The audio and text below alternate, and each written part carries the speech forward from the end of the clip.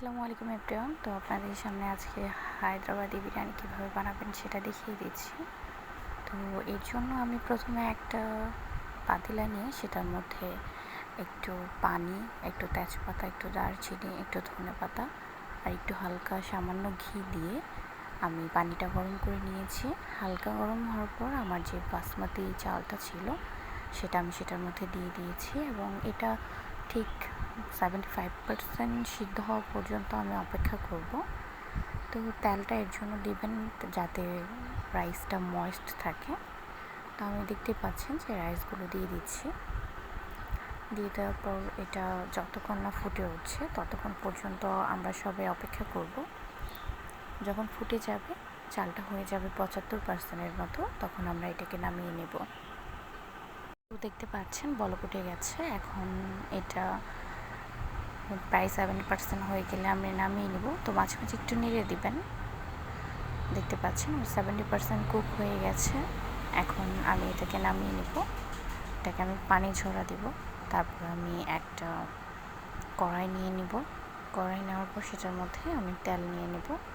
মূলত আমি প্রথমে যে আমাদের যে বেরেস্তাটা লাগবে, আমাদের কিন্তু প্রত্যেকটা বিরিয়ানিতে বেরেস্তা যদি দেওয়া হয় সেক্ষেত্রে কিন্তু বিরিয়ানির স্বাদটা আরও অনেক গুণে বেড়ে যায়।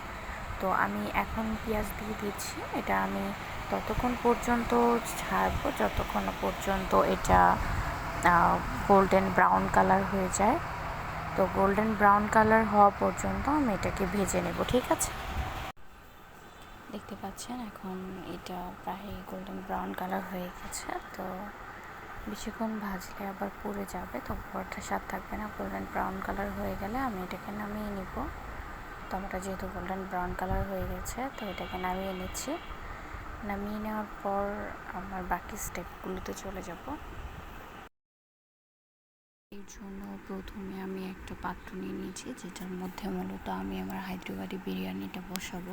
তো এটার মধ্যে আমার কিছু মাংস বেঁচে গিয়েছিল, সেই মাংসগুলো, তারপরে পাখনা, এগুলো যা যা ছিল সবগুলো নিয়ে নিয়েছি। আপনারা বড় মাটন বা মাংসগুলো নিয়ে নিতে পারেন, সমস্যা নেই। তো এর মধ্যে আমি যেসব মশলাগুলো আমার প্রয়োজন, আদা বাটা, রসুন বাটা, জিরা বাটা, রাঁধুনি বাটা, ধনে গুঁড়ো এবং সামান্য একটু তেল, আমি এগুলো সব কিছু দিয়ে নিব এবং দিয়ে এটাকে ভালোভাবে মিক্স করে দিব। এটার মধ্যে অবশ্যই টক দই অ্যাড করবেন। এখানে আমি আমার বাসায় যেহেতু টক দই ছিল না, তো আমি এর জন্য দুধের সাথে একটু লেবু মিশিয়ে কিছুক্ষণের জন্য রেখে দিয়েছিলাম, সেটা আমি এখানে দিয়ে দিয়েছি। তারপর আমি হালকা একটু হলুদ গুঁড়ো দিয়ে দিয়েছি। তারপর আমি এটাকে কিছুক্ষণ মিশিয়ে নেব। মিশিয়ে নেওয়ার পর আমার বাকি যে ইনগ্রেডিয়েন্টগুলো আছে, যেমন ধনে গুঁড়ো, তারপর জিরা গুঁড়ো, আমি যেমন বাটা দিয়েছি তেমন অল্প অল্প করে একটু গুঁড়ো দেওয়ার চেষ্টা করেছি। তারপর এখন দিয়ে দিব স্বাদ মতো লবণ। তারপর আমরা যে বেরেস্তাটা ভেজে রেখেছিলাম সেটা আমি হাত দিয়ে গুঁড়ো করে তারপর এটার মধ্যে দিয়ে দিচ্ছি। হাত দিয়ে গুঁড়ো করে দিলে সেটার ফ্লেভারটা সম্পূর্ণরূপে এটার মধ্যে আসে। তারপর আমি এটার মধ্যে দিয়ে দিব বেশি করে তেল। তো আপনারা তেলের পরিবর্তে কিন্তু এই যে ঘিও ব্যবহার করে নিতে পারেন, ঠিক আছে? তো আমি তেল দিয়ে দিচ্ছি, আমার ঘির ফ্লেভারটা তত একটা বেশি পছন্দ না, তো আমি দিয়ে দিয়েছি। এরপর আপনার অনেকগুলো ধনেপাতা দেবেন, কেননা এখান থেকে কিন্তু এটার স্বাদ আসে। তো আমি অনেকগুলো ধনেপাতা দিয়ে নিয়েছি। তারপর এটাকে আমি অনেক ভালো করে মেখে নেব, যাতে প্রত্যেকটা মশলার ফ্লেভার যাতে প্রত্যেকটা মাংসের ভিতর চলে যায়। তো আমরা অনেকক্ষণ পর্যন্ত ওয়েট করব। এটাকে প্রায় 1 ঘন্টার মতো ম্যারিনেট করে রাখলে এটার স্বাদটা অনেকটা বেশি বেড়ে যায়। তো আমি যেহেতু তাড়াতাড়ি রান্না করব, তো আমি এটার জন্য প্রায় 20 মিনিটের মতো রেখে দিয়েছিলাম, বেশিক্ষণ রাখিনি। তো 20 মিনিট যখন রেখে দিয়েছি, রাখা শেষ, একটু ঢেকে রাখার চেষ্টা করবেন, ঠিক আছে?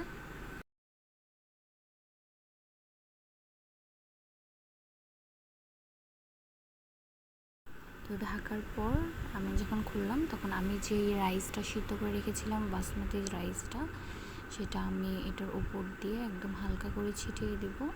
হালকা করে ছিটিয়ে আমি পুরো মাংসটাকে কভার করে দেওয়ার ট্রাই করব। যেহেতু এটা সম্পূর্ণ দমে হবে, তাই আমি এটাকে ভালোভাবে কভার করে দিচ্ছি। আমার যখন ভালোভাবে কভার করা হয়ে যাবে তখন আমি এটার উপর দিয়ে একটু জর্দার কালার দিয়ে দিয়েছি। আমি এটা দুধের সাথে মিক্স করে রেখেছিলাম।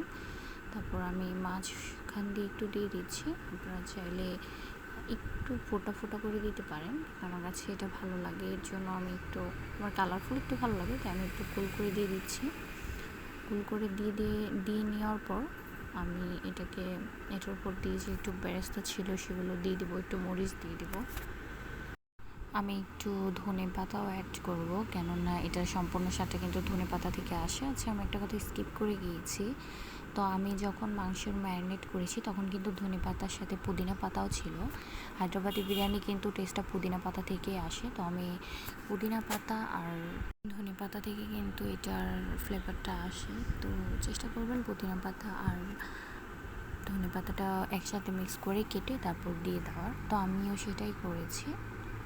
তারপর আমার যখন এটা ভালোভাবে দেওয়া হয়ে গেছে, ডেকোর করা হয়ে গেছে, তখন আমি এটা দমে বসিয়ে দিয়েছি প্রায় 35 মিনিটের মতো। 35 মিনিট বসানোর পর ঠিক এরকম হয়েছে। তারপর আমি এটাকে নামিয়ে নিয়েছি। Thank you for watching, subscribe my channel. আল্লাহ হাফেজ।